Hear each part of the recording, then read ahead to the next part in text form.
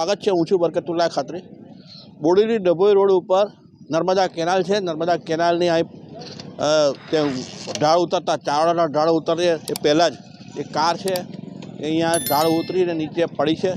તમે દૂરથી દ્રશ્ય પણ જોઈ શકો છો કે આ કાર છે ઊંધી આખી પડેલી છે અને એનો જે સામાન છે એનો વ્હીલ પ્લેટનો મતલબ એની જે પ્લાસ્ટિકની એને વ્હીલ પ્લેટ ઉપર લાગે એની એસેસરી અને ગાડીની નીચેનો જે રબરનો સામાન છે એ બધો એ પડી ગયો છે। સાથે અહીં તમે જુઓ આ કોન્ક્રીટની એની જે બેરિકેડ છે એને પણ તોડી નાખી છે।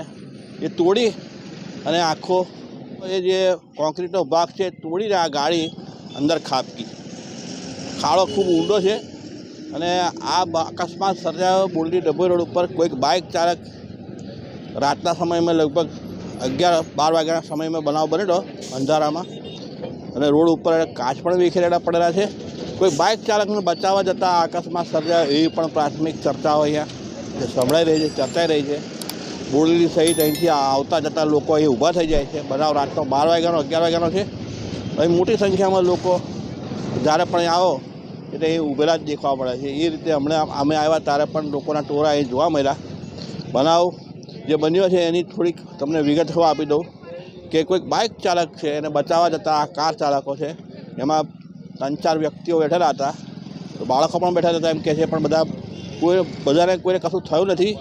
એક જણને કંઈક 2-3 ટાંકાયા છે, એ સિવાય કોઈ પણ નુકસાન સર્જાયું નથી। જે બનાવ બન્યો બાઇક જતી હતી તે વખતે કારવાળો છે ફંટાઈ અને સીધો જ અહીંયા આ બેરિકેડ કોન્ક્રીટની તોડી અને અંદર ઉતરી ગયો। અંદર ઉતર્યો તે સાથે ગાડી એની આખી ઊંધી પલટી ખાઈ ગઈ, કારણ કે અહીંયા જે ઢાળ છે એની ઉપર કોઈ પેવમેન્ટ નથી, એટલે ખરબચડો જે રસ્તો છે તો ઢાળ એના લીધે ગાડી બેકાબૂ થઈ અને અંદર વહી ગઈ અને સાથે સાથે આખી ગાડી છે તે પલટી ખાઈ ગઈ। અત્યારે એના ઉપર ટાયર અને એનું છત છે એ નીચે એ પ્રકારની અવસ્થામાં પડેલ છે। ગઈકાલ રાતનો બનાવ છે। પોલીસ પણ અહીંયા આવી હતી અને પોલીસે પણ સઘળી બાબતની અહીંયા નોંધ લીધી છે।